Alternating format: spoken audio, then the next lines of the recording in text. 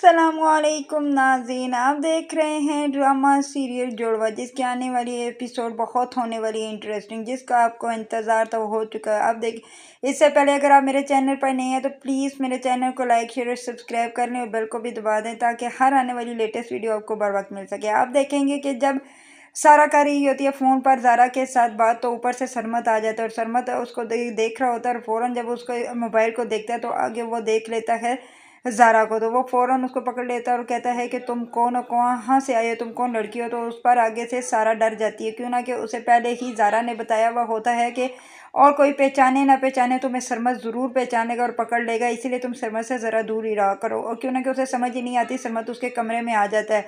फिर सरमत उसको कहता है कि तुम सच सच मुझे बताओ तुम कौन हो। तो वहाँ से आगे सारा डर जाती है और सारा उसे कहती है कि तुम मुझे पुलिस के हवाले मत करना, मैं तुम्हें सब कुछ सच सच बता दूंगी। तो वो कहता है कि ठीक है तुम मुझे सच सच बता दो। तो वो कहती है, फिर वो सारा के साथ मुलाकात हुई थी और ज़ारा को जब उसने अपने सारे हालात बताए थे तो उसने ज़ारा ने से यही कहा था कि तुम मेरी जगह मेरे घर में आ जाओ, मैं तुम्हारे घर में चली जाऊंगी और सब कुछ हला ठीक कर दूंगी। इसीलिए उसने मुझे ये अपने घर में छोड़ा और वो वहाँ चली गई। तो उस पर सरमत को बहुत ही गुस्सा आता है। सरमत कहता है कि मैंने तो पहले ही पहचान लिया था कि जैसे तुम हरकतें कर रही थी, मैं कहता था कि ये मेरी ज़ारा नहीं, क्योंकि मेरी ज़ारा बहुत लड़ाकी थी और ये कैसे हो सकता है कि वो इतनी सिंपल और सादा हो जाए। इसलिए अब तुम मुझे ज़ारा के पास लेकर जाओगे। तो वो कहती है कि ठीक है मैं तुम्हें ज़ारा के पास लेकर जाऊंगी, बस तुम मुझे पुलिस के हवाले नहीं करना। तो उस पर सरमत कहता है कि चलो मैं तुम्हें ज़ारा ज़ारा के पास मुझे कराची लेकर चलो। तो वो उसको साथ लिए अपने घर पर ले आती है। और इधर आप देखेंगे कि शादिया परेशान होती है जब वो देखती है कि ज़ारा घर में नहीं है। तो वो फ़ौरन अपने बाप को कॉल करती है और कहती है कि बाबा ज़ारा घर में नहीं है। तो वो कहते हैं कहीं इधर ही होगी। वो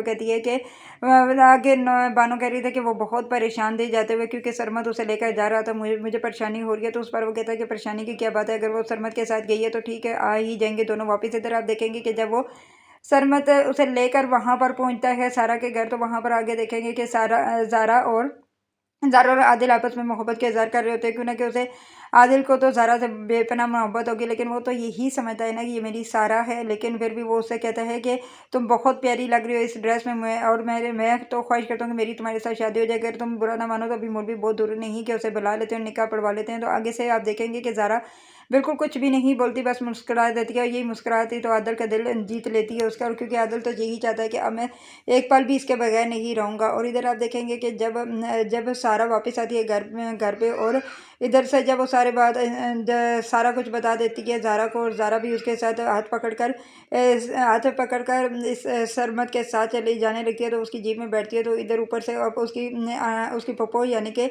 फूफा फरत आ जाती है और वो देख लेती है और वो देख के हैरान हो जाती है कि वो जीप में बैठ के किसके साथ जा रही है। और ये जब वो जीप में बैठ के चली जाती है सरमत के साथ, तो वो फ़ौरन अब भाई के पास आती है और कहती है कि भाई साहब आप जानते हैं कि सारा की तरह। तो वो कहता है कि इधर ही कहीं होगी। तो वो कहती है कि सारा पहले तो एक मोटरसाइकिल के लड़के के साथ भाग के गई थी ना, इस बार वो जीप वाले लड़के के साथ बैठ के चली गई है। अब हमें नहीं पता वो कहाँ गई। तो उस पर आगे से मज़र साहब कहते हैं कैसी बातें करती हो तुम, क्यों हर वक्त मेरी बेटी पर इल्ज़ाम लगाती रहती हो और उसके पीछे पड़ी रहती हो। वो कहती है कि भाई साहब मैं झूठ नहीं बोल रही, आप जाकर देखें सारा कहाँ पर है, मैं सच कह रही हूँ किसी लड़की के साथ भागी है। तो उस पर वो मज़र साहब परेशान हो जाते हैं और वो कहते हैं कि वाकई कहीं सारा फिर से तो नहीं भागी और मेरी बेइज्जती तो नहीं करवागी। वो जब जाते हैं अपने अंदर जाके देखते हैं तो वहाँ पर सारा मौजूद होती है, क्यों ना कि पहले ही ज़ारा और सारा आपस में मिली हुई थी, उन्होंने एक दूसरे की जगह बदल ली होती है। तो उस पर बहुत ही गुस्सा आता है मज़र साहब को अपनी बहन पर। वो कहते हैं ये यही रही सारा, अब तुमने क्या ऐसे इल्ज़ाम मेरी बेटी पर लगाती हो कि मैं उस पर गुस्सा करूं, लेकिन मुझे बहुत तुम पर गुस्सा आ रहा है। तो उस पर आगे से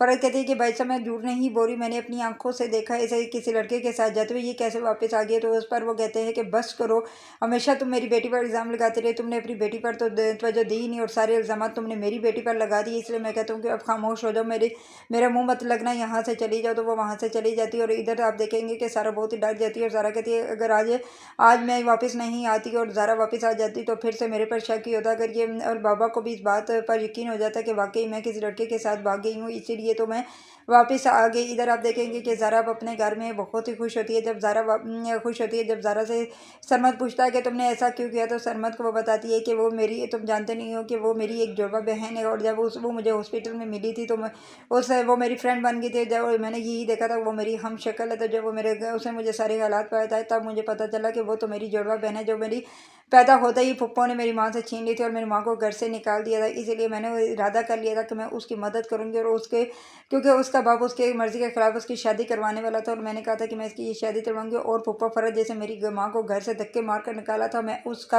उसको भी इसी तरह ज़िल और ख़वार करूँगी और अपने बाप के आँखें खोलूँगी कि उसने उन पर एतबार करके मेरी माँ और मुझे घर से क्यों निकाला था। इसीलिए मैं वहाँ पर गई थी ताकि उनके घर के हालात ठीक कर सकती। इस पर सरमत उसे क्या गुस्सा करता है। सरमत कहता है कि ये सब कुछ तुम मुझे भी तो बता सकते थे ना, क्यों लगे तुम जानते नहीं हो कि मैं तुमसे कितनी मोहब्बत करता हूँ, तुम्हारे बगैर कोई नहीं रह सकता और मैं तुम्हारे अगर तुम्हें कुछ हो जाता तो मैं क्या करता। तो इस पर वो कहती है सारा कि ऐसी कोई बात नहीं, मुझे कोई कुछ नहीं कर सकता। तुम जानते हो ना कि मैं कैसी हूँ, मैं सबको जवाब दे सकती हूँ। और इधर आप ये भी देखेंगे कि सारा परेशान होती है तो आदिल उसके पास आता है तो आदिल उसे कहता है कि क्या हो गया सारा, तुम क्यों परेशान हो, अभी तो तुम बिल्कुल ठीक थे और अभी तुम्हें क्या हो गया। तो वो कहती है कि बस कुछ भी नहीं, मेरे बस सर में दर्द हो रहा है। तो वो कहता है कि कुछ तो बात है, तुम अचानक ही तुम्हारे रवैये में कैसे तब्दीली आ गई। मेरी तो वही सारा मुझे अच्छी लगती है जो कि दूसरों को जवाब दे सकती है और अब तुम बिल्कुल ही खामोश होगी। मुझे कुछ समझ नहीं आ रही, तुम तो पहले वाली सारा बन गई हो। तो उस पर वो कहती है कि अगर मैं पहले वाली बनूँ या अभी वाली बनूँ तो मैं क्या तकलीफ है, तुम यहाँ से जाओ, मुझे अकेला छोड़ दो, मैं परेशान बहुत है, मेरे मेरे दिमाग सर में दर्द है। तो उस पर वो आदिल बाहर आ जाता है और आदिल भी परेशान हो जाता है कि सारा को क्या हो गया, अभी तो ये बिल्कुल ठीक थी, अभी क्या हो गया। और इधर मज़हर साहब को भी परेशानी लाक हो जाती है कि फ़रद ने ऐसी क्यों बात की कि वो लड़के के साथ भागे, कि वाकई ही ये किसी लड़के के साथ भागने वाली थी या क्या था क्या